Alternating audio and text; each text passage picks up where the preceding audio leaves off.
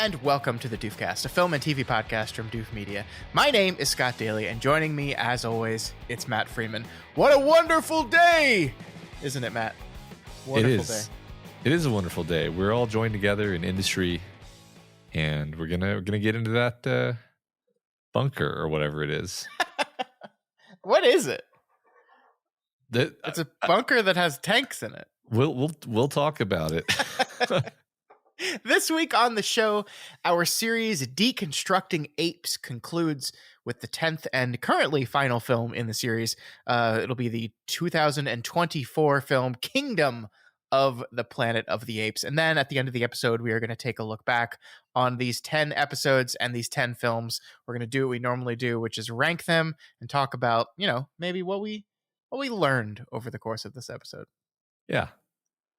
All right, Matt, let's waste no time and get right into it. Let's talk all about Kingdom of the Planet of the Apes.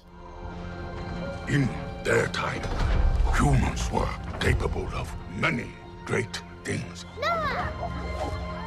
They could fly like eagles fly. They could speak across oceans. But now it is our time. And it is my kingdom. We will learn. Apes will learn. I will learn. And I will conquer. Matt, what is this movie all about? Many years after the reign of Caesar, a young ape goes on a journey that will lead him to question everything he's been taught about the past and make choices that will define a future for apes and humans alike.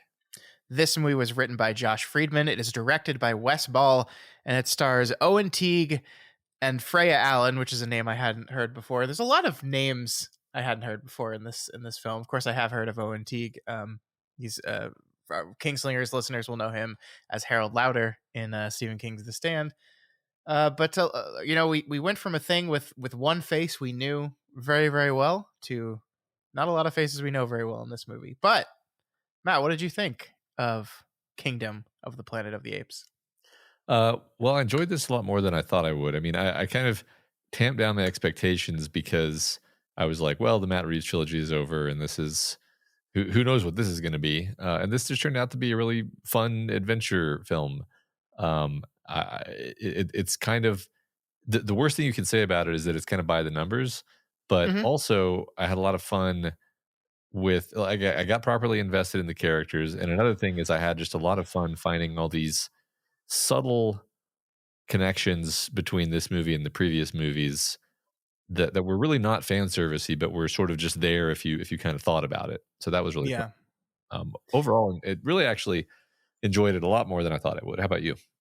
Yeah, I think I'm right there as well. This was, as I said, the only film in the series I had definitely not seen before at all, and I didn't know how I was going to feel about it, and I found myself enjoying this movie a lot. I can't remember who said this in our Discord, but someone said that this was basically a like fantasy movie that could have been just like a standard, like had nothing, could have been a movie that had nothing to do with the fact that the main characters are all apes. It could have just been like a typical fantasy story that took place in any world at any time. And I kind of agree with that to a point. I think especially the first hour of the movie or so is very like standard fantasy fare. This is the hero's journey. Like, you're absolutely right. We hit all the major beats of this. They have complicated relationship with father that is abruptly ended when father dies, and then we have son trying to live up to the father, gets swept up in this quest and this battle, and ends up assuming kind of the role of savior and command. I do think this movie starts that way, and then I think does a very actually successful job of firmly establishing itself as a Planet of the Apes film, as a film that is worthy of the franchise. It goes back to a lot of the things that these movies have been talking about from the very beginning, which is this idea of the faults of mankind, our flaws. Can these two peoples coexist together? Is that possible? How do we overcome our nature? it ends up talking about all these things, and I think ultimately really interesting ways. So yeah, I mean, do I think this is better than the 3 films in the Matt Reeves trilogy? I don't think so. You could maybe make an argument for the first one that was not directed by Matt Reeves. Um, but ultimately, I think a really successful movie that I quite enjoyed watching. I was gonna say, but that movie has a prison break, and then I realized so does this one. Yes, it does. Yeah, yeah. Prison breaks, man, they're just a staple of this subgenre. Mm-hmm. Mm-hmm. Yeah, I think I agree. I think we're aligned on this idea that the place where it becomes a Planet of the Apes movie is in its treatment of this human character. And I guess this is as good a time as any for me to start making my connections and my Sure. get out my cork board and yarn, because I was thinking a lot about I believe uh, uh the one where they destroy the Earth. Which one is that? War for the That Planet of the Apes? is Beneath the Planet of the Beneath, Apes. yes. Beneath. I was thinking about Beneath the Planet of the Apes a lot, and I was like, this borrows a lot of elements in ways that are really interesting to me from somewhat from Conquest of the Planet of the Apes, and somewhat and mostly from Battle of the Planet of the Apes.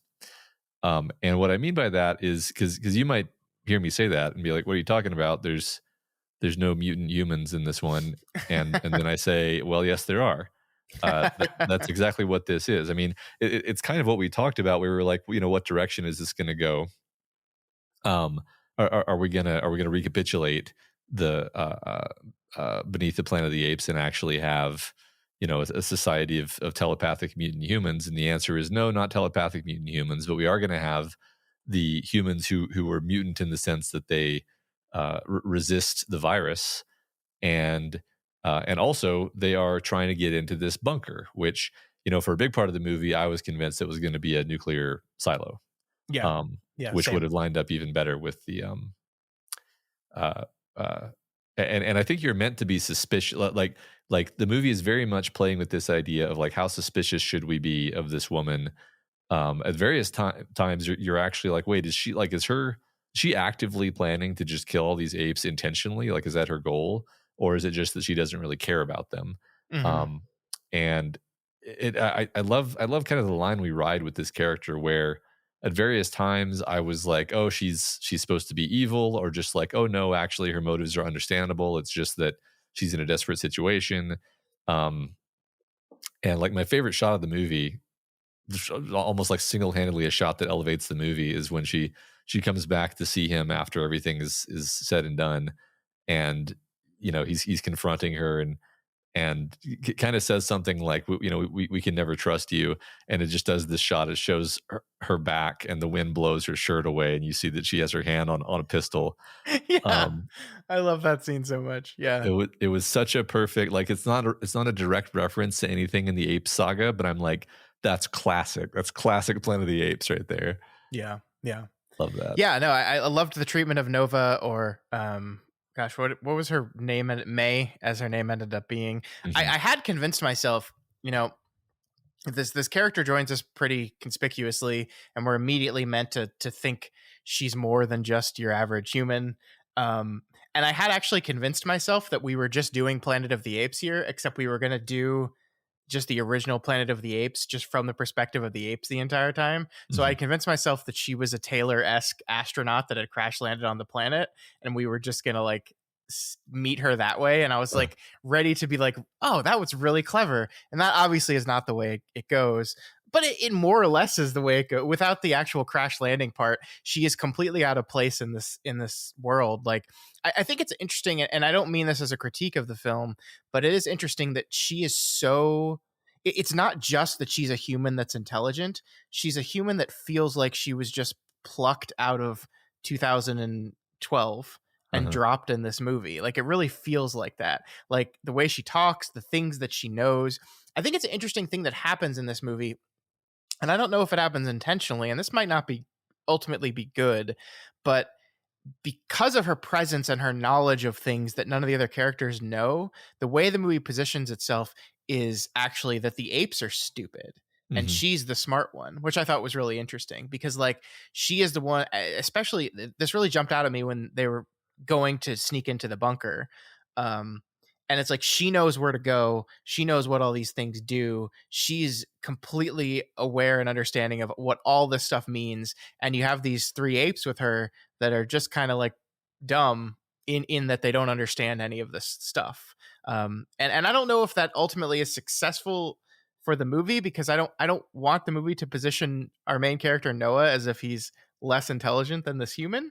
And I don't think he's supposed to be, but it's just like, that's kind of how it made me feel when you're like seeing the three of them look at these things dumbfounded, like, oh, what's that? What are these? And like tinkering and touching stuff and like flipping through books, while she's like walking around doing her smart human-y stuff. I don't know. What do you think about that? Yeah, it's interesting. I wouldn't call this specific comment a critique of the movie, but you do feel a sort of disappointment at the idea that the apes have had, you know, unrivaled civilizational dominance for hundreds of years at least, and they seem to have actually like stabilized but regressed. Mm-hmm. Like that they don't you just you know they don't seem to be reading anymore, even though in Caesar's in Caesar's camp the orangutan was teaching the kids to read. Like and so Yeah.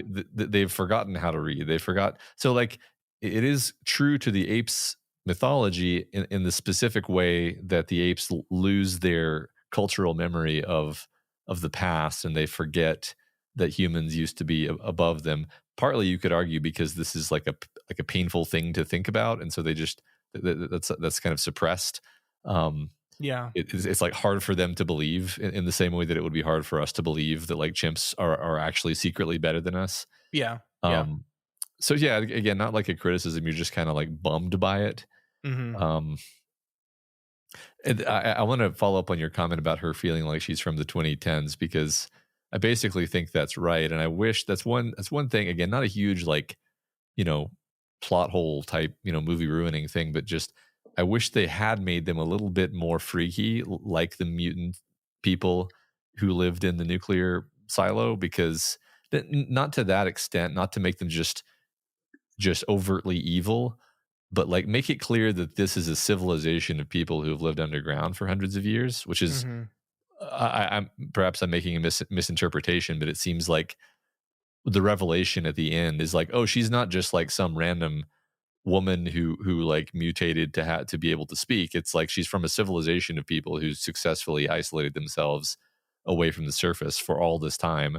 And what they're just like hanging out wearing the same clothes, like operating the machines. Yeah, yeah. That final shot, like this doesn't look like a group of people that like, like yeah, like you said, just managed to be immune to the disease and then stumbled upon this base and then brought it back to life. This is a group of people that is intimately familiar with this stuff, has lived this way. I mean, they look like they're humans straight out of the 21st century.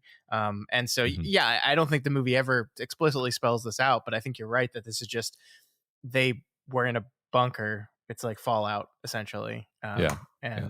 And that now they're trying to come back, and there's obviously other groups of humans around the world that have done a similar thing. So I think that's just right. It is why it makes sense. It is why her character feels so separate and different, not just in that she's a human that can talk, but that she's just yeah, she not she knows everything. Like Yeah. it's not just she read about technology in a book. It's like she's experienced technology. She's like Right. it's yeah, it's she's talking about things that happened at the end of humanity, that like she talks about them as if she experienced them firsthand, which of course she didn't.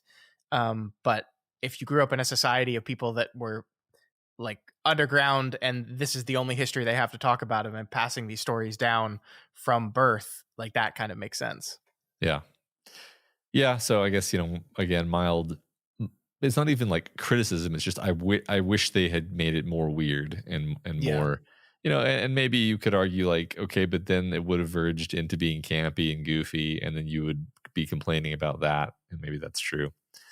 Maybe. I Um, mean, this is kind of a goofy movie in some ways. Like I think the clan of like the eagle apes we meet, I think is a really cool concept and a really fun idea. And I think this is like some of the most fun I had in the movie was in this first 40 minutes or so, where we're just like meeting these groups of apes and getting to understand how they live and how they exist and how their society is built. I think is really, really cool, because it is kind of completely different from what we've seen in these movies so far. Like this is this group that decided that they had this advantageous trait where they could train eagles, and so they've kind of just built their entire culture around the training of birds. And we get to meet our three characters on the cusp of their initiation into adulthood, I guess, by their getting of an egg and their bonding of with this bird. Like, it's a really cool idea, and I like it a whole lot. Yeah. It just it that this is one of those things that just feels in place and just like a fantasy film and not specifically a Planet of the Apes film. Yeah, I had the same feeling where almost feels a little bit like Avatar or something, where these Yeah. could, instead of being chimps, these could just be like some aliens, or um I think the fact that they were, you know, super strong and able to climb the way they are sort of prevents them from just being humans. But Hmm. whatever. Yeah, Yeah. I like that. I like how the movie began. I was actually into it pretty quickly. That was one thing that Hmm. surprised me, is how quickly I was like, "Oh, this is fun! Like I'm actually enjoying this." And then, you know, when he breaks the egg, um, I knew the movie had me, because when the egg gets broken in the scuffle, I was like, "Oh no!" Yeah. And I was like, "Oh wait, the movie just made me care about this. That's great. I'm so Yeah. happy." Um, And it's a great like cause and effect thing of, now the egg's broken, he has to go get another one, so he's going to be out at night, and he's going to stumble upon this other clan coming to invade him, and that all is going to kind of perfectly link together in a cause and effect chain from there, that both helps define him as a character and the guilt he feels, and also just helps get the plot of the movie going. I really liked Noah as a character. yeah. This is one of the things I was worried about the most, is like this idea that, we had this series of movies in the modern day has been defined by Caesar, and more specifically Andy Serkis as Caesar. And so like the big thing here is like, what are we going to do with the new protagonist? Are we just going to kind of make him another Caesar? Is that what we're going to do? And I think that would ultimately be kind of boring. And I'm glad they didn't do that. Like, Noah is clearly like a good person. He has a lot of the Caesarian qualities, Uh-huh. but he is not Caesar. And I liked that a whole lot. And by the way, I like, just plot wise, I really was expecting there to be a reveal that he was actually an ancient descendant of Caesar. Like, he is actually the true king here, not Proximus or whatever. Mm. I'm kind of glad the movie didn't do that. Although I do think like he had a scar on his chest, or a birthmark, I guess you could call it, that looked very similar to the one that Caesar had on his chest. Maybe I was just making that up, but it just looks very similar to me. I think his design, and like his face design, is also meant to remind us of Caesar more than, you know. And he also kind of looks like the actor too, but he kind of looks like Caesar, right? Hmm. But I think that's just meant to vaguely remind us of Caesar, and Yeah. not feel like, oh, it's Caesar's grandson. I don't think that's true. Hmm. But I agree, though. I mean, he definitely has more like YA protagonist vibes, but like in a way that really works for me. Like that I almost want to retract that, because that almost sounds like a negative, you know, connotation. It's like, no, he just has a different vibe from Caesar. Like Caesar, and this Andy Serkis's portrayal of Caesar was this like extremely serious, like practical guy, and then he became very dark and angry in the last movie. And this guy is like your hero prince, um, who who is offended at injustice Yeah. and needs to save his clan, and it's all very like he's the hero. He's not. It's in some ways making him a slightly less relatable character than Caesar was, but not in a way that really damages your ability to empathize. Um, and I Yeah. I really did mean, thought the performance was really good.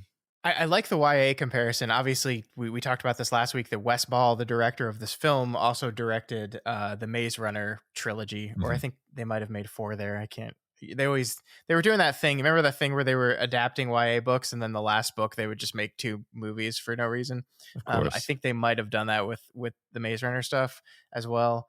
Um, but he does feel like a protagonist. Like it is actually ridiculous thinking about like how similar this is to Maze Runner in the feel of it, and the build and construction of this world that we don't know a lot about. And he is like, he does Caesar. I feel like even when Caesar was young, he didn't like give off this youthful feeling, this youthful Yeah. energy. He, like you said, he was always very serious, very like the weight and responsibility of all these things were kind of constantly on his shoulder. Whereas I think Noah has, it's not that he doesn't feel weight and responsibility, but he feels kind of like inadequacy and lack of self-confidence, which is something entirely different. And I also like Noah's path of like, he is definitely this kind of straight arrow kind of person who is very, very interested in and respects authority and the law.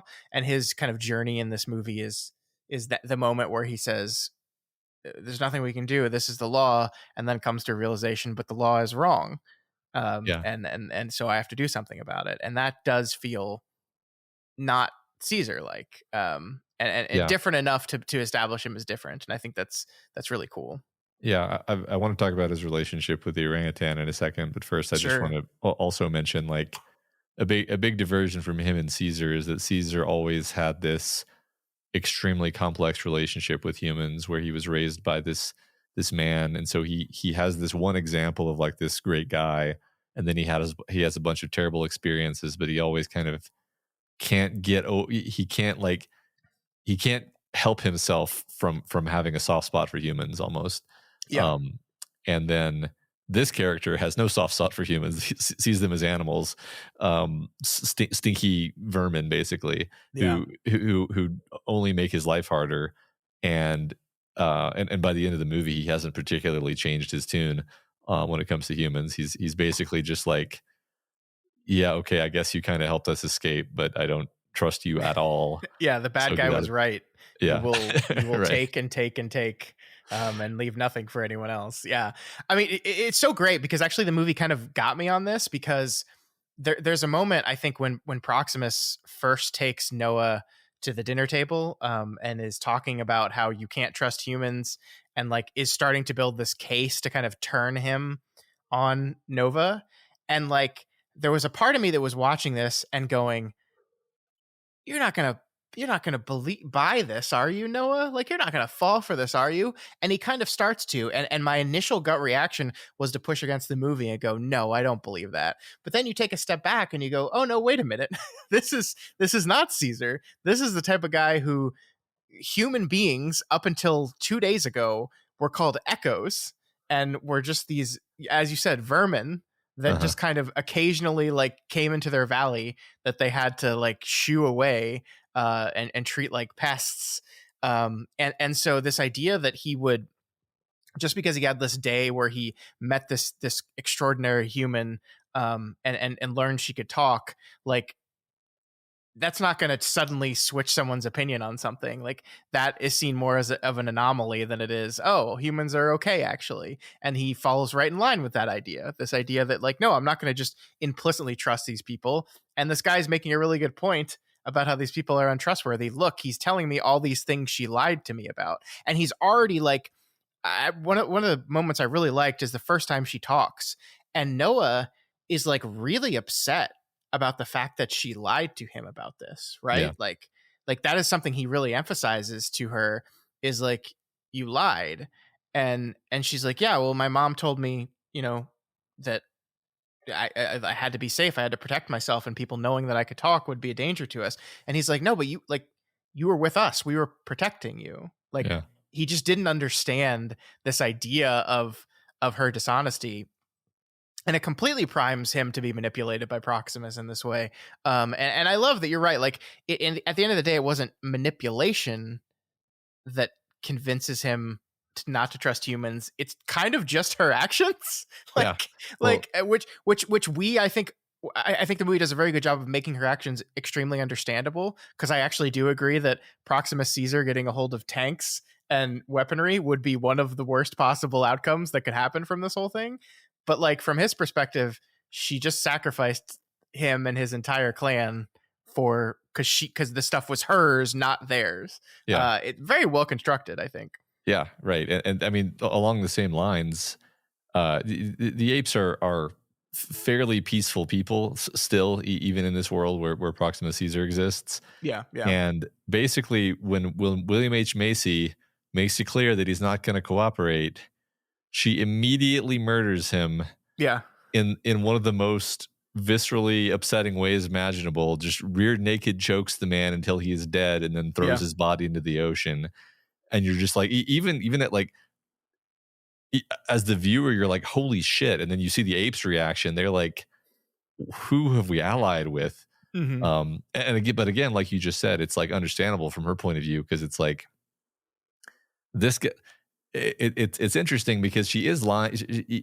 What you just mentioned, even when she says, my mother told me, it's like, even that is kind of a lie, because yeah, yeah, she gives this impression that like she and her small band of primitive humans lived, and maybe a few of them could talk, when the truth is probably just she comes from this splinter remnant civilization of America, and was raised in that group, and she's intentionally not giving anyone, including William H. Macy, I think, any awareness of that, because she doesn't say that to him. Like he's saying stuff, and she doesn't say to him like, no, hey, shut up a second.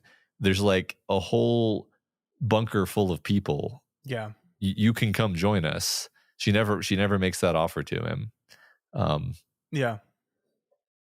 Yeah, I mean, because she sees him as a traitor already, like just like the donkeys to the human armies in the last movie, he is essentially a donkey to the apes here, and so she sees him as inherently inferior, and like, what a great character to have in this. Like, he doesn't really drive the plot very much, Trevathan, but like he just is a great addition to kind of define exactly what we're trying to do here, and like the difference between him and her, and the ways they're similar, and the ways they demonstrate humanity, and what we are and what we do. Really, really wonderful stuff. And I love that he read Roman history to Proximus, who you understand why he called himself Proximus. Like, this is so great, because I don't think Caesar ever knew really the details of why he was named Caesar and what that meant, but this guy has taken, this is one of the things I think is really, really cool about this, actually. He has taken the teachings of Caesar that we were left with, this wonderful, beautiful moment at the end of the last film, and that moment that is kind of picked up right away here at the beginning of this film, of the teachings of Caesar, the things that matter to Caesar, apes together strong, ape shall not kill ape, these core fundamentals of what Caesar wanted ape society to be. And we see here, hundreds, thousands, who knows how many years later, this idea is still like right there in the center of their culture. It's just been bastardized and warped and twisted to where you see these people, like these apes, get together and say this and say apes together strong, while they're like riding out to various clans and like murdering and capturing and absorbing into their kingdom, like the Romans. Like, he's just doing like the Roman Empire, because he was taught the Roman Empire. It's really great, actually. Yeah, I love that, and I love to finally bring it around to the orangutan character. Yes. The really good storytelling to dramatize this philosophical battle, where the orangutan is the real guardian of Caesar's true philosophical vision, even though there's been a kind of a game of telephone of certain ideas being warped, but he's much closer to really what Caesar would have stood for. But it seems like his sect has totally diminished, and it's entirely possible he's like the last dude on Earth who actually remembers Caesar, and sort of promotes the Caesar religion, the true form of it, the he's Catholic. um, but then like he's able to at least pass on a nugget of that to Caesar before he dies. By the way, I was surprised that he actually died. I thought he was going to show up again later. I did think he was going to come back later as some like last minute, like, haha, Yeah. I wasn't actually dead. Yeah, no, yeah. I mean, he says he's the last, right? And so, Yeah. there's this idea that he was indeed like the last of the true priests of the Church of Caesar, but he's passed that on to Noah, so that will live on in some way. And then Noah wins the physical and philosophical battle against Proxima Caesar, and now we know that the ape civilization is going to descend from this more enlightened, more Caesar aligned ethos. I did think they never say this, and I'm kind of glad they never say this, but I'm just assuming that the orangutan is a descendant of Maurice. Like, I've just decided that. I don't know how that's possible, because I don't think Caesar's tribe has any other orangutans besides, like, right? Like, was there any other ones in the original group? I don't think there was. No, there weren't, but I always kind of figured that one of the things that they would do would be, spread out a bit and look for other groups of apes who might have escaped from zoos. Because in that movie we have the example of Bad Ape. So we know there were other ape survivors, probably just scattered around and surviving because they're intelligent and they're canny. So it doesn't really. I don't feel like I'm straining my suspension of disbelief too much to say that they met some other orangutans and Maurice had some babies. I think that has to be. I love this little orangutan. Although he didn't have the big cheeks, he's missing the cheeks. Yeah, I did some learning about orangutans this last week because this watching all these movies has made me spend more time reading about apes in my free time, because apes are cool and orangutans are very cool. And yeah, apparently the males get big cheeks as they get older, which I don't know if this is like a mistake on the movie's part, or maybe some orangutans just don't really get the cheeks as much. Also, honestly, I might be making a slight mistake. Like it might be primarily the like Sumatran orangutans that get the big cheeks, and maybe that's not necessarily true for all orangutans. So sure, who knows? Yeah. He's positioned as an older ape. Yeah. The movie, I think Proximus later says like that old orangutan, but he doesn't have the cheek. So yeah, I don't know. We also get our bad guy gorilla. You gotta have those gorillas. They're bad news. Those gorillas, never good. They're always the worst.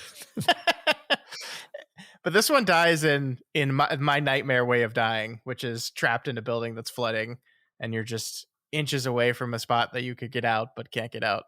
So he deserves it. That was brutal, man. I thought that was, first of all, like clever, and you could kind of see what was coming ahead of time. And then I was forced to, imagine what that would be like. So that was rough. I kind of like that the movie didn't spend too much time on this character.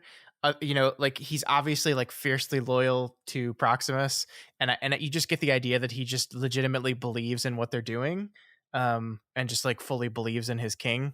And we don't have to really complicate it more than that. That's just kind of the way the movie operates. He's definitely a bad guy. You're definitely glad that he loses, but I appreciated that about the movie. We don't need to complicate that kind of character. He's just the henchman. Yeah, he's just a henchman, and you could kind of just infer, like, yeah, he probably just really likes being the big, powerful dude who gets to, enact the will of Caesar, and that's he gets a lot of satisfaction, and the movie doesn't have to tell you that. I think that's fine. Yeah, it's fine to have tropes. I do really love Proximus too as a character. I think this guy's super interesting, right? Like we've already talked about the idea that he's kind of married Roman history with Caesar history to create this new kingdom. And you just really get the feeling that he believes what he's saying, and he makes. I mean, I think he makes like a valid argument of like, look, like people are bad. There are smart people out there where there are two talking humans, there's more, and they will want to get their weapons back. They want their strength back, and I don't believe that the two of us can coexist on this planet. So I need these weapons. I want my evolution in order to ensure the ongoing survival of my people. Like, yes, he's bad, obviously. I'm not arguing that, but like, I appreciate that the movie takes the time to build his argument and define him as a character who is not like there was a way you could go with this movie where this guy is just like a hypocritical like piece of shit who doesn't actually believe in any of the stuff he's selling, and he's just enjoying being in power, and he's crafting this story just to maintain his power. But I didn't get that from him, right? Like, Yeah. Yes, do I think he's enjoying being in power? Yes, I do. But I think he also legitimately believes what he's selling. Like, when he takes Noah to the edge of their wonderful castle that's a abandoned oil tanker, which, but like, the locations in this I think are actually really cool. Like, the setup of it's all really cool. Yeah. But when he takes him to that edge and says, "Look out, what do you see there?" And Noah says, "Stolen clans," and what he says is, "No, you see a kingdom, my kingdom." I feel the pride in that line, Reed. I buy that he believes he's doing a good thing. And history is filled, like, the reason why countries exist today a lot of times is because one powerful king decided, no, we're not doing this segregated clan thing. We're all one people now. All these Germanic tribes, we're Germany now, and I am the leader of Germany. I mean, that's like, history's filled with rulers that have done this kind of thing. And again, not necessarily a good thing, but just, I think I believe him. I believe him. Yeah, it is what it is. I think it's good not to be, moralistic about history, right? And this is a guy who learned human history and was like, well, like, where we are now on the curve of civilizations is a bunch of nomadic tribes. And in order, this is in his mind at least, like, in order to ascend to the level of having a true civilization like the humans did, we need to consolidate. There needs to be a nation. There needs to be a kingdom. Somebody has to do that. I'm going to be the king. I'm going to consolidate the tribes into a nation. We're going to be a kingdom of apes, and we're going to evolve. This is his, sense of like the arrow of history, for better or worse, right? But yeah, it makes sense from within his character, and I agree. Like, at no point do you really think of him as like a hypocrite, at least. Yeah, and he's just ultimately kind of wrong, and so he must be. He's betraying the fundamentals of the words of Caesar, and so he must be eliminated. Good, great, I love it. But yeah, I appreciate, like, we don't have to make him cut and dry, like, black and white evil guy. We can allow him to fully exist and realize the things that he believes. I think it's good, right? Yeah, I think it's interesting how, like, the last two movies we sort of said something along the lines of, like, the villains are not actually, like, wrong.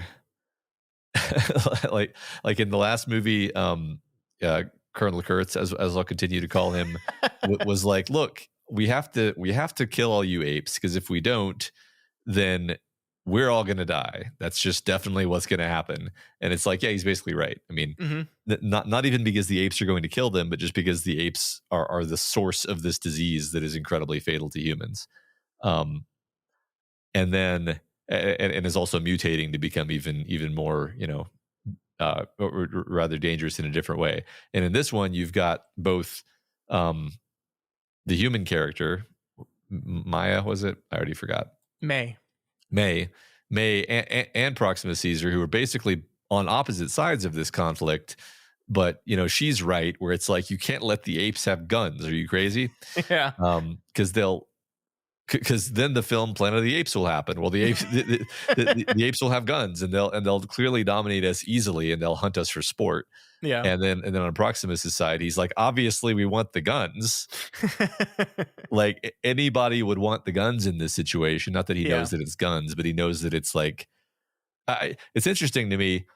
I might have like missed a detail here and there, but I'm not clear what he thinks is in the bunker, because it's like, what is he actually interested in? Is he interested in the weapons, or is he also interested, like, does he think there's like learning and technology and other stuff beyond just weapons? I think it's just technology. Yeah. Yeah. I think it's evolution. You know, I've said evolution but like, Yeah. you know, you commented in the beginning of the episode that there seems to have been this stagnation amongst the apes, right? And perhaps even regression, that like they as a society have not advanced in the way that we would typically like look at human advancement. And again, we don't know how long it's been. I think they said many generations later, so I'm just guessing hundreds of years. Right. But they have not advanced, and he's looking at that and he's saying, he's kind of making the argument, said we need to advance. We can't be stagnant. We have to take steps forward, and this bunker and the things that are inside this bunker, whatever it is, are our best path towards making steps up the evolutionary ladder. And that's why he's doing it. So guns, yes. Tanks, yes. Planes, yes. But also the means to understand and own that technology as well. Yeah, and I mean, in the bunker, I thought that was kind of one cool touch. Is it seems to be the kind of bunker that's designed to hold, you know, families, because it's got like a nursery, like children's books, and that could be also the kind of thing he's looking for, is that kind of knowledge. Yeah. Although I don't know, you know, again, I don't know if we were supposed to think like he's looking for something specific. I don't know. I'm probably getting too detailed about this, and it's really just the idea of what you said. He knows there are secrets and powers that the humans had access to that he wants to have access to. He doesn't really care exactly what they are, but he knows they exist, and he wants them. That's enough.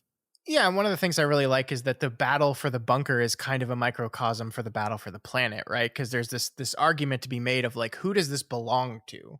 May says, this is ours. This is our technology. This is our stuff. This is human stuff. This belongs to us. This is ours. This is not for apes. And then I think that the question Proximus basically argues, and the thing that I think Noah beautifully says at the end of the movie is like, well, what is for apes then? Like, who, like, again, this is a series called Planet of the Apes, right? Like who controls the stuff? Who gets to decide the future of it? Who gets to decide what belongs to who and what doesn't? Like this really interesting distinction that is made by this human says like, we made this stuff, so it's ours. And his answer to that is like, well, what are we supposed to do? Do you want us to go back? Do you want us to not talk again? Do you want us to go back in cages? Like we're here now. This is our planet. We outnumber you now. It doesn't matter if you built this stuff. Like we have every right to the planet and the resources of the planet than anyone else does. And this is like essentially the core argument of these movies is that. And I think it's just beautifully realized in just the concept of this bunker, this ancient of years old human technology that is now at the center of this ongoing human ape conflict. Just really creative stuff. Like this is a good movie. It is. Can I say that I am just a huge sucker for the specific subgenre of like ancient buried bunker that a fallen civilization is trying to get into. Yeah. Whether it shows up on Earth or some alien world that's like post collapse, every time there's a story with this element in it, I'm just like, oh, this is for me. And I you know, some of the most fun of the movie is like the apes first entering the bunker and exploring and like being frightened of everything, but then exploring it, and you know, with the torches and and the comic relief ape dropping his torch down. Yeah. It's great. I was so convinced that it was going to be a nuclear bunker, though. So convinced. Well, okay, it sort of was a nuclear bunker in the sense that it was a shelter, but I was like, oh, we're doing Beneath the Planet of the Apes. We're literally beneath Planet of the Apes right now.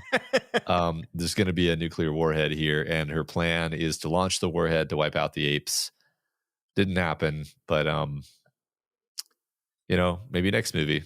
Mm-hmm. Yeah. Maybe. I mean, we now have. I think there's something that happened between this episode and last, where they have officially announced that they are going to make another Planet of the Apes film. It is untitled as of right now.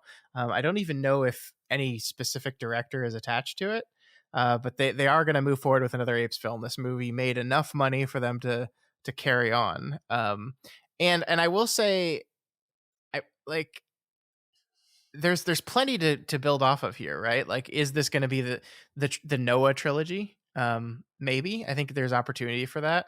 Like, I think it would be really interesting if, like, this conflict between ape and human, as the human civilizations kind of start to connect with each other and advance and move forward, they naturally come into conflict with Noah and his rising groups of apes. And then you have this really interesting thing where these two people that former friends on either sides of the conflict, I know they've kind of done this before, but it works. It works really well. So I think there's a lot of opportunity here to expand out this further. And I hope they do. I hope they do. It's really cool. We've watched 10 of these movies over the past few months, and I'm not at all like, that's enough. We can stop now. I think one big strength of this series is its ability to kind of reinvent itself and explore similar themes and ideas, but in ways that continue to feel fresh and exciting to me. And I don't know how much of this is conscious. I suspect a lot of it, honestly. The idea of making these intentionally timeless stories that feel mythic and biblical. Yeah. We commented last time that Caesar ended up being a Moses figure for the apes, and couldn't help but notice that in this movie the character is named Noah, which chronologically is out of order for the Bible, but who cares? And also there's not any well, I mean, I guess there is sort of a flood. There's sort of a flood. I was going to say there's sort of a flood. It's not, it's sort of tenuous, but also it's sort of on the metaphorical level. He's kind of a Noah, because it's like there's a fall. We have to come together and sort of rebuild our society, to take control, like take ownership of our destiny after this calamity has happened, which is what, in this case, Proxima Caesar is the calamity, not the physical flood, but there's also like another vaguely biblical idea of like, Pharaoh has come and enslaved the tribes, and we've got to, which is actually just Moses again, but we're just doing Moses again. Yeah. No, I mean, I think you're right. And I can't wait till we meet the character of the next movie, Job. It's gonna be really, really great. No, I mean, I think you're absolutely right that there is something just inherently biblical about these stories. And I think these later movies have leaned into that a little bit more. But ultimately, like, it's effective storytelling, and it works, and it makes them feel large and mythic. That is this movie is long. It doesn't necessarily feel like long in a bad way, but it does feel grand and epic and mythic. And I think that's really, really cool. I like that the apes all ride on horses now. I know we established that in the last one, but it's like continued to be a thing. It feels normal now, instead of Can I give the one big complaint about this movie I have? Sure. Just the one big complaint about this movie I have. I think CGI has gotten worse. I think so. Just across the board. I believe the excuse that I heard was that like COVID happened, but I'm like, how is that really an excuse at this point in time? And I want to be clear here. I'm not saying this movie looks bad. I just like, if you boot up War for the Planet of the Apes and this movie and put them side by side, it's like, I definitely think War for the Planet of the Apes like looks better. I think the one exception that I'll give this movie is I think this movie handles like when the apes get wet, like the wet fur and skin of the apes is very well rendered in this movie. Like I thought, like the one moment that jumped out at me is when the orangutan is like being dragged in the water and hanging on for his life. And I was like, man, that looks like a wet ape. That's what that looks like. That's really good. But there's just something like, I can't even put my finger on what it is, Matt, but there's something just like slightly off about a lot of the characters in this movie. I think the one that I noticed the most was the gorilla, for whatever reason, felt just a tad cartoony to me at Yeah. times.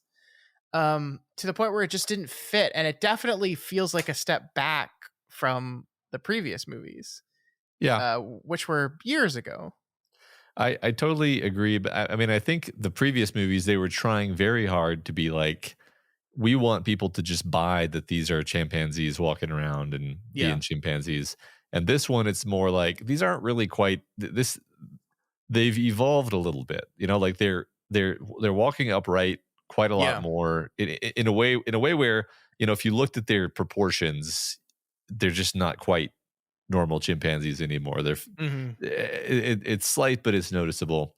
And you're just like, okay, well, we're just going to make this more of a sci-fi action adventure thing, and we're not going to go for tactical realism with our apes anymore. They're going to be, you know, cartoony, like you said. I agree, particularly with the thing about, I mean, the specific thing about the gorilla, which I actually noticed, is just like he moves in a way that doesn't feel physical because nothing that big can really quite move that way. Like, I'm not saying like gorillas are incredibly strong, but they have momentum. Like, momentum is a thing. Hmm. And that's one thing that you like can really easily lose in CGI situations, especially action scenes, is like the real consequences of momentum. And you know, these characters are throwing each other around these enclosed spaces, and you know, you contrast that against like the fight between Caesar and Koba at the end of um Dawn, which is like trying so hard for physical realism that it's like painful to watch. Yeah. It's like every time a character like bangs themselves on like a girder while they're fighting, you're like, ooh. It's like it's so grounded, and like part of that is the sound design, part of that is just the CGI and the sense of the physics being grounded. And this, there's a lot of action scenes where the physics is just not really rooted in, you know, reality. I think you're That's right. I think that's it. It's ultimately the physics and the weight of the characters just felt just like it's subtle. It's like it's not mhm. direct and obvious, but it just feels a little floatier, a little less attached to reality. It just causes that just slight suspension of disbelief adjustment that is needed in a way that I never really felt that in the last two films. Yeah. Now, whether that's just, yeah, I mean that's could be anything, right? Like it's not just a general like treatise on the quality of CGI across the board. Like it could be just directorial choices, lighting choices, Yeah. just the company that you hire to do your CGI, the amount of time and money you give them. Like this is, but I feel like I want to make this a larger kind of attack on the industry, because I do feel like CG has just across the board gotten worse. Eh, and it was kind of shocking to me to feel this in this movie. I didn't love it. Yeah. You know, one thing you said about like lighting just there, like there's all these decisions that are made that are like aesthetic decisions that aren't even necessarily like quality. It just gives you less of a sense of reality. And this is a Mhm. podcast, so I can't do what I kind of want to do. But like on my screen right now, I pulled up a picture of Koba being extremely scary next to like just a random still from this movie that we just watched. And like, it's not, the criticism isn't like, oh, this one looks fake and that one looks real. It's like, this one is just going for a completely different aesthetic. That like Yeah. Koba is bedraggled, and he's got all these like millions of little fine lines on his face, and everything is kind of gross, and like it's a much colder color palette. It's supposed to feel kind of alienating, actually. And then over here in this movie, everything is warm, everything is kind of soft focus. Mhm. Everybody's fur looks really nice, actually. Like that's one thing. Like genuinely, every ape character, like they seem well groomed and, Yeah. you know, civilized relative to Caesar's tribe, who were all very you know, mangy, basically, Yeah. No, I think relatively you're right. speaking, at least. And again, none of these are like quality. These are decisions. These are aesthetic choices. Yeah. Yeah, I agree with that. I think that's very astute of you. I do want to say, like, to compliment Sandwich it, I love the way the apes talk in this movie. I Mhm. really, really like it. And yes, this is just kind of taking the aesthetic from the last movies and just kind of keeping it. Like, you could make the argument that the way the apes talked in the previous movies were because they were still kind of learning to talk. And here, hundreds of years later, they probably would no longer talk this way. You could make that argument. I don't care. I love the way they talk. I love the way like phrases like yes and yeah and humph have kind of like fit into like the ape noises generally. Like they've kind of replaced them, but they still are them. Like just Mhm. like the it just perfectly fits in, and the cadence of the way they talk and the sort of kind of still stilted English that they use.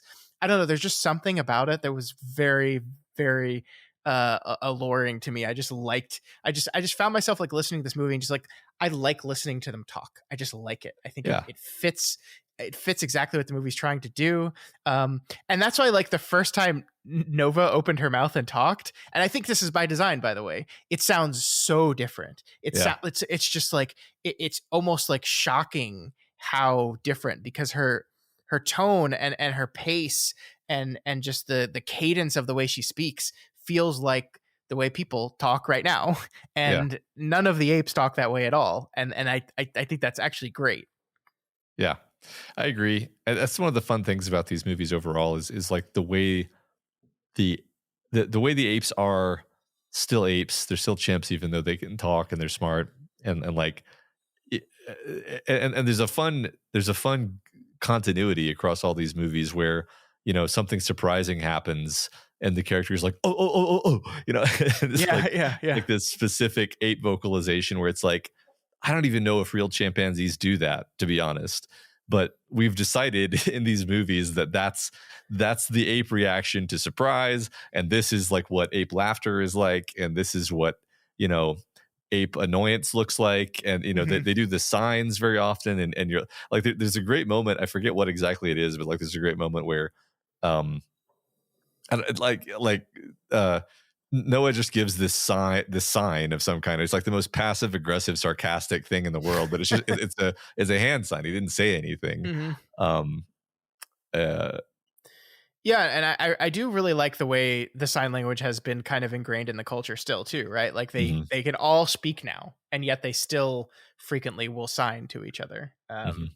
It's interesting, and it's like it kind of makes sense that these two methods of communication evolved alongside each other, and so one never really went away. I think that's cool and interesting, and makes them feel a little unique.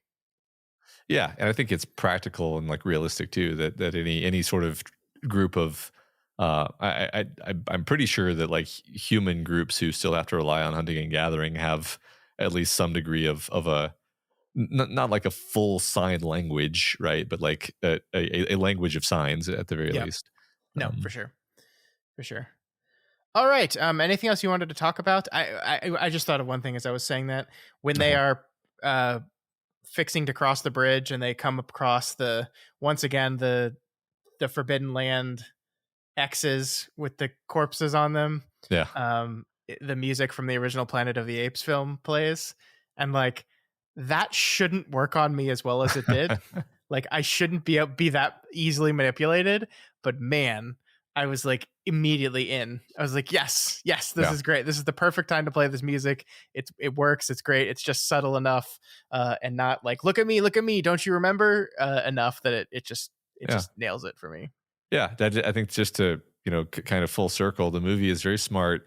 It actually gets you invested in the characters and the story first.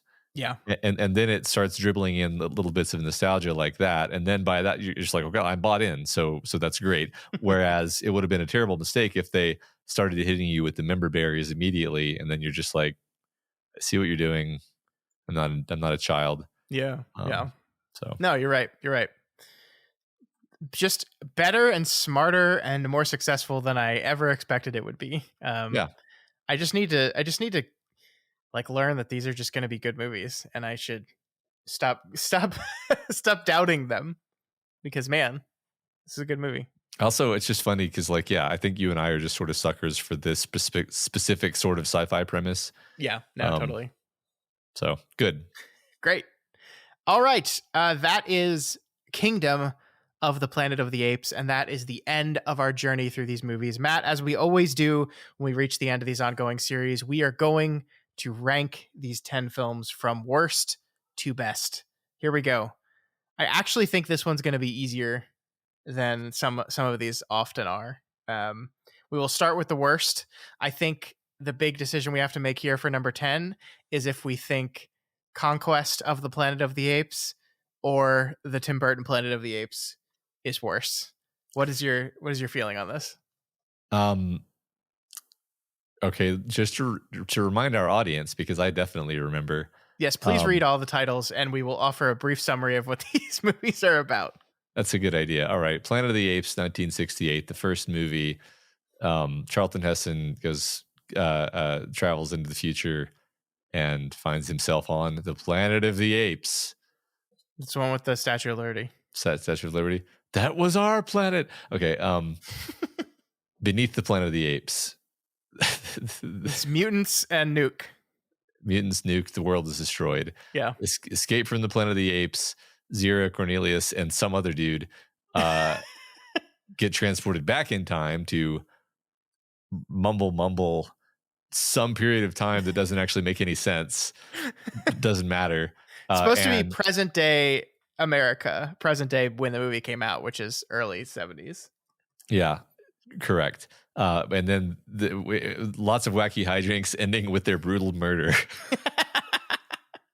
This series is so crazy. Okay, Conquest of the Planet of the Apes.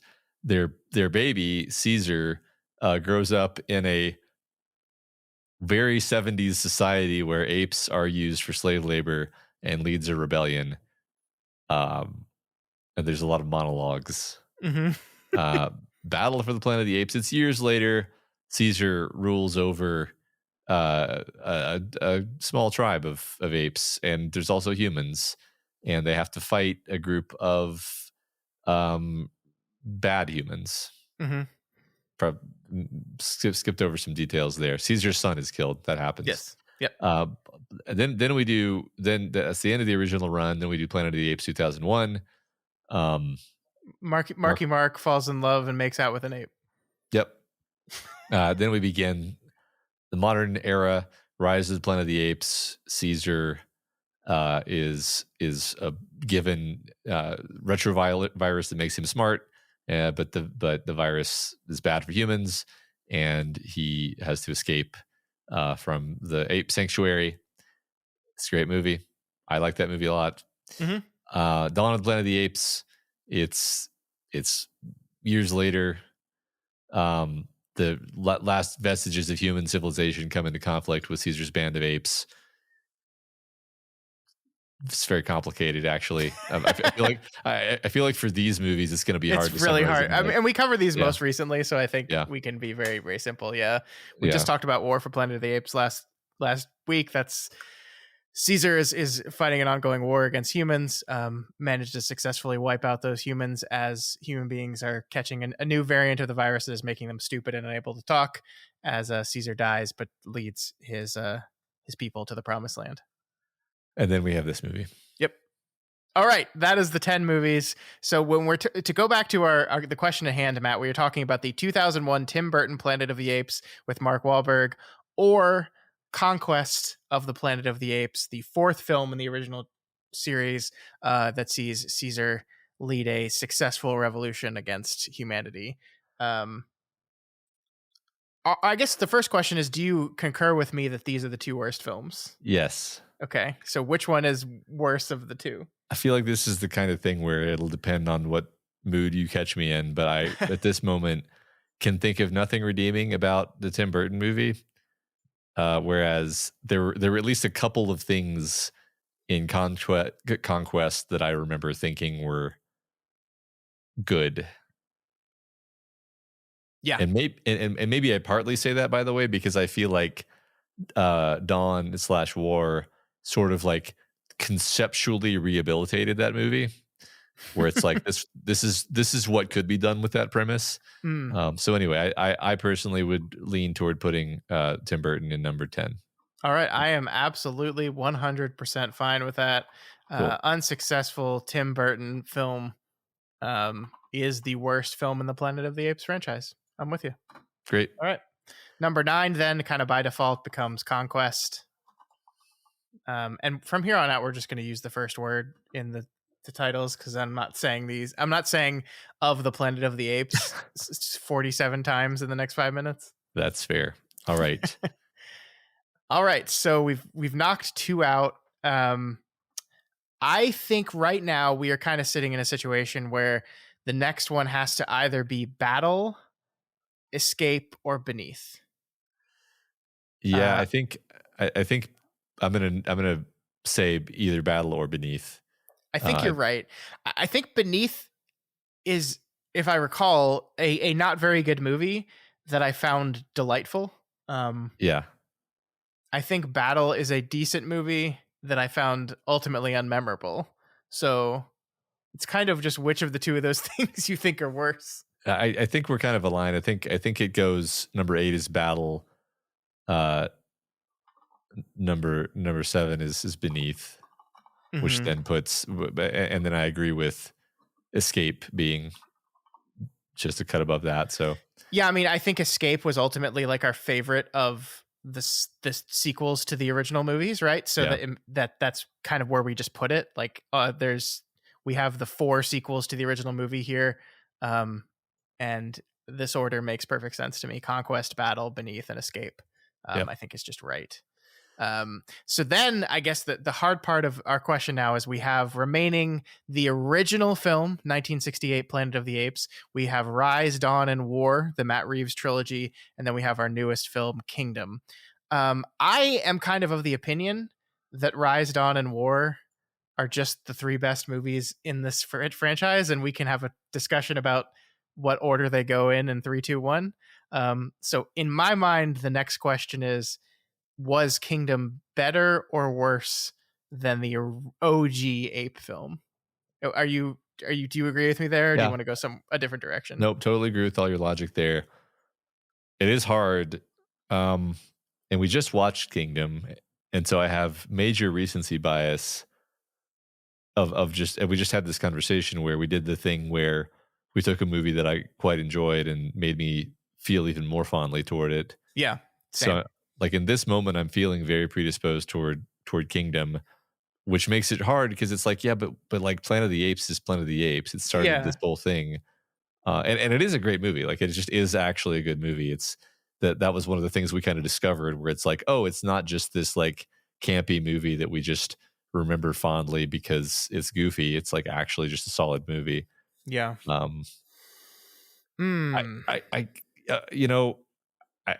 think I am actually thinking I personally would put Planet of the Apes above Kingdom because like that's like a film, like it's a complex, deep, nuanced science fiction investigation of human nature, whereas Kingdom, really fun movie. I really enjoyed it. I don't know that it made me feel anything new. Yeah. I think I agree with you on this one. And like my hesitation here was just, am I elevating the original Planet of the Apes just because it is the original Planet of the Apes? I don't want to do that. I want to judge these movies on par with each other. Like these are movies, like which one's better? It doesn't matter that it's the first. It shouldn't come into my calculation.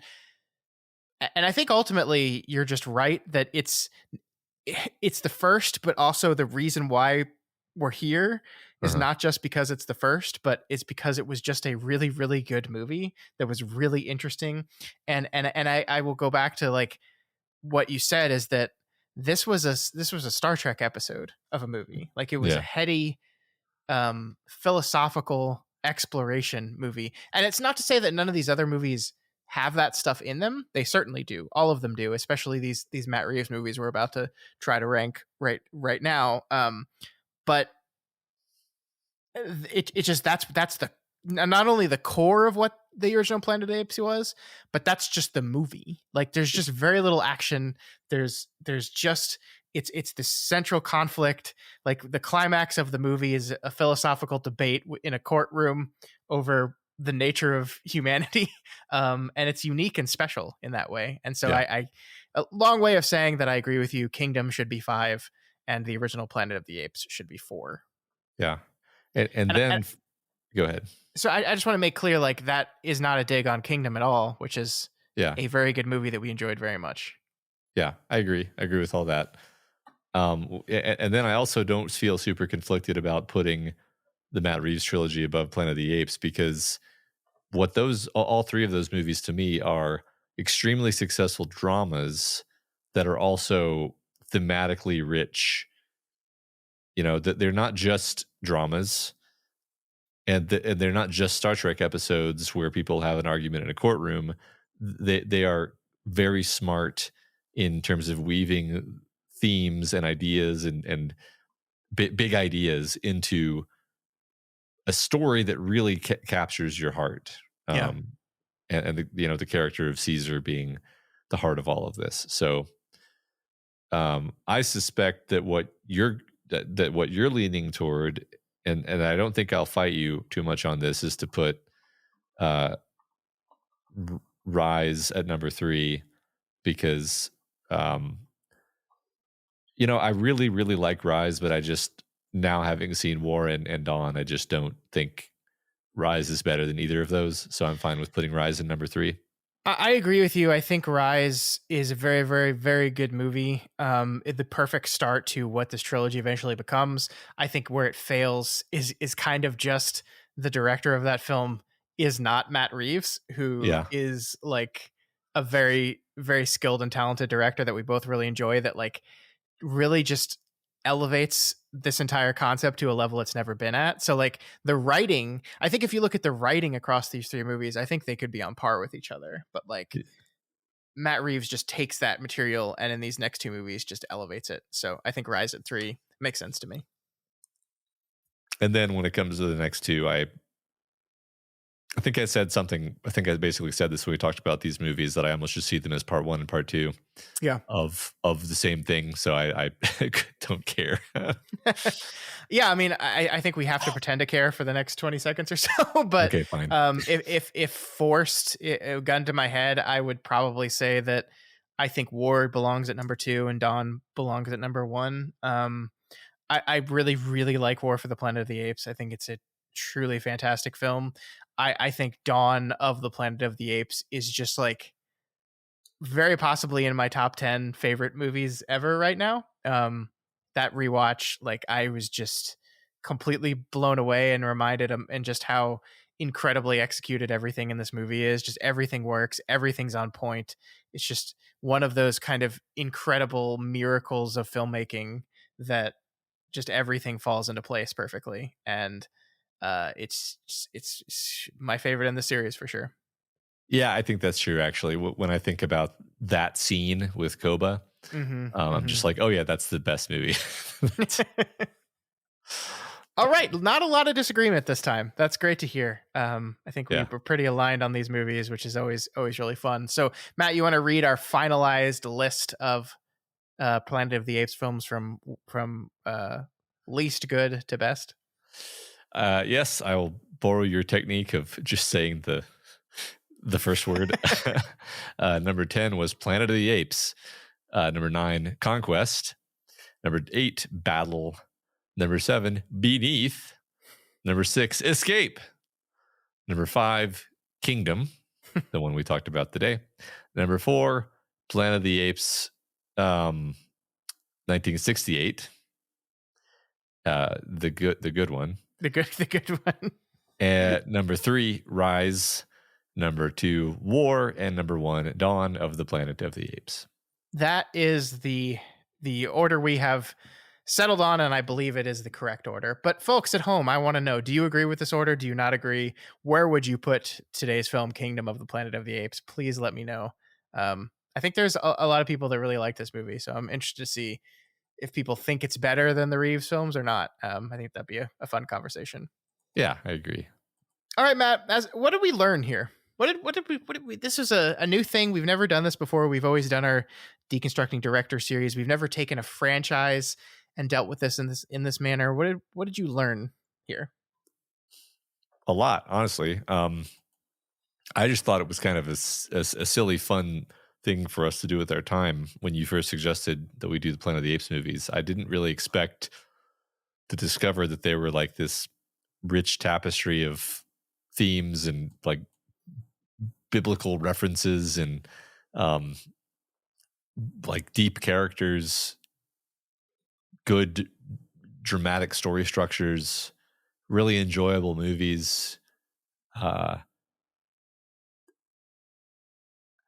I think honestly, I've complained a lot about um, where's all the good sci-fi in Mm-hmm. recent years, and I feel kind of dumb because I'm like, it's this like this is sci-fi. This is Yeah. great. This is exactly my jam, Mm-hmm. and I'm so glad that you finally kind of like made me realize that. Or I mean, I didn't watch the two best movies until until the last few weeks. So um, yeah, I don't know. I could almost.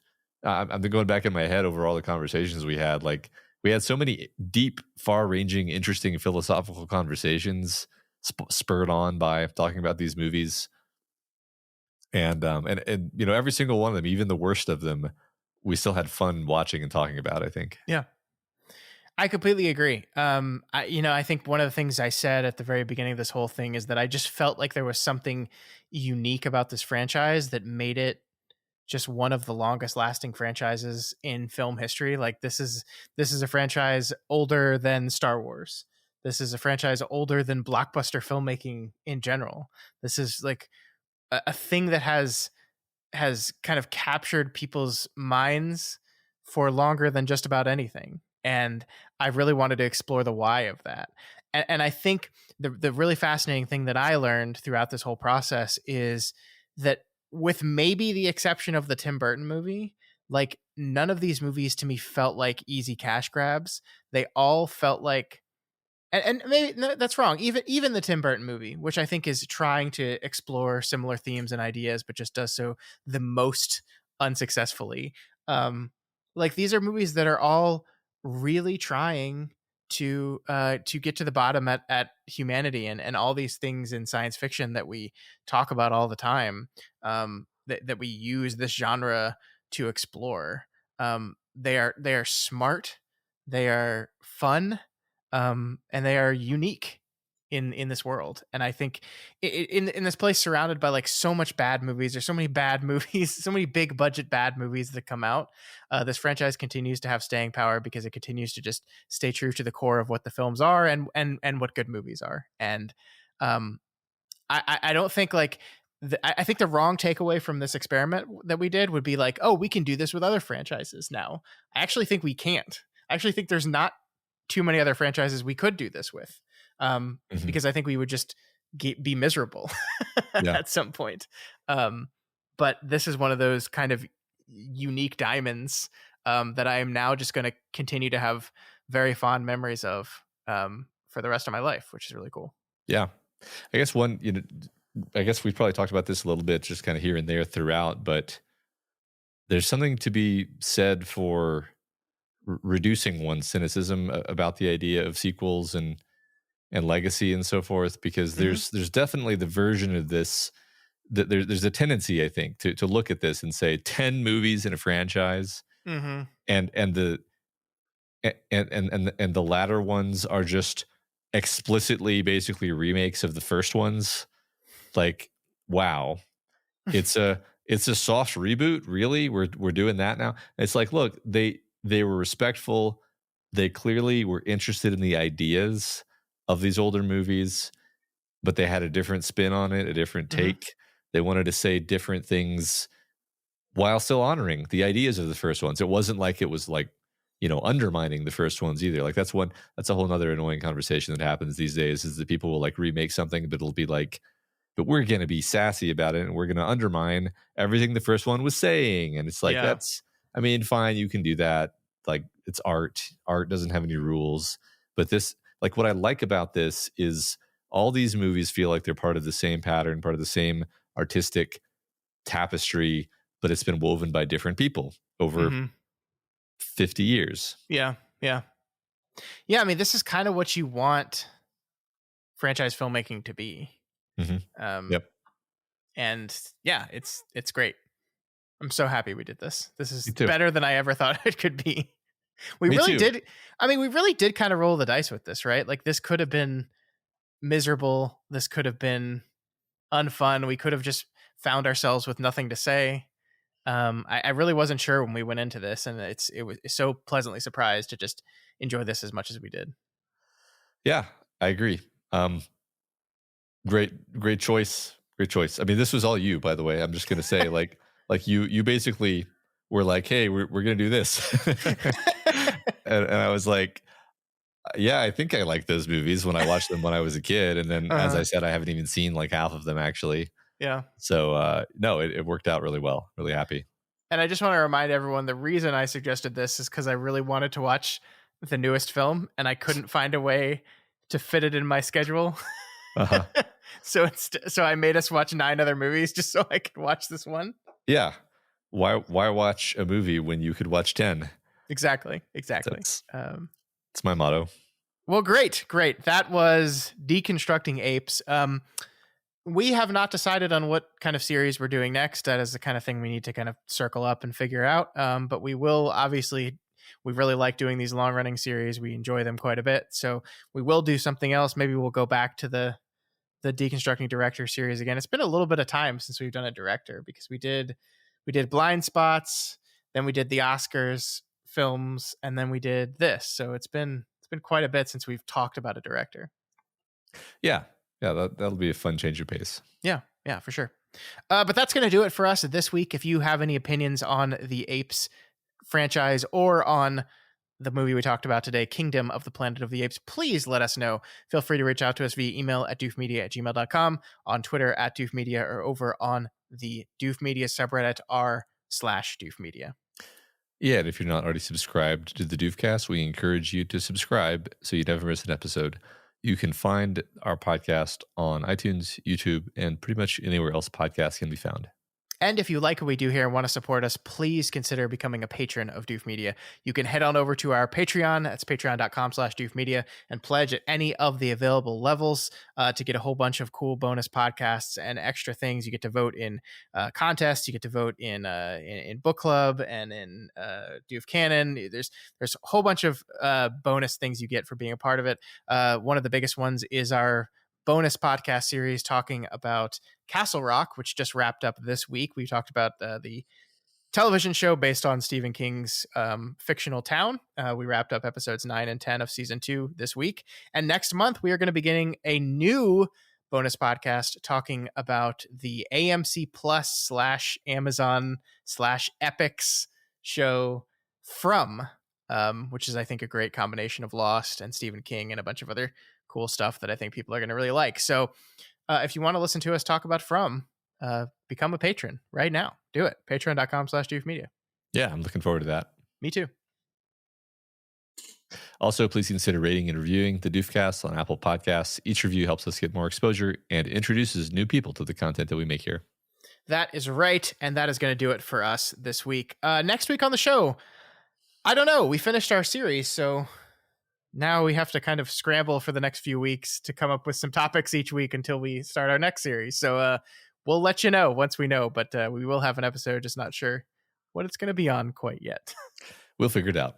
We will, and we will see you all next week.